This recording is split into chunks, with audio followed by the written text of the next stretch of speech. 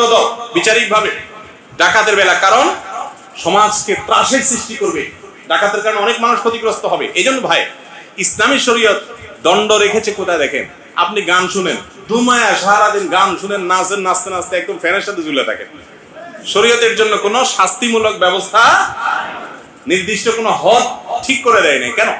কারণ এটা আপনি নিজে গুনাহগার হচ্ছেন, জাহান্নামে পড়বেন, আপনার ক্ষতি আপনি করতেছেন, কিন্তু আপনি সমাজকে ক্ষতি করছেন, এখানে কঠিন শাস্তি।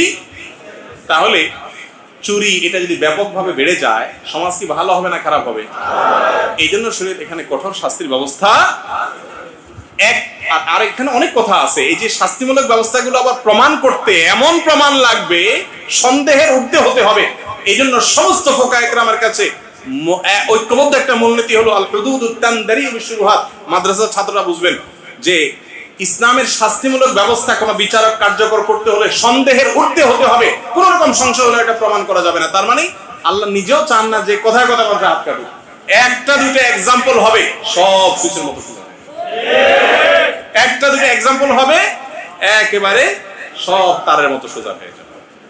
এই জন্য ভাইরা আমার, শরীয়তের দণ্ডবিধিগুলো এমনি এমনি দেওয়া হয়নি, সেগুলো নিয়ে আমাদের গভীর পড়াশোনা করলে আপনি বুঝবেন। আর প্রথম কথা কিন্তু ওই মূল কথা, আমারও তো বুঝাবুঝির কাম নাই ভাই, আমার আল্লাহ বলছে তো ওর চাইতে অযৌক্তিক আর যুক্তি করতে হবে আমার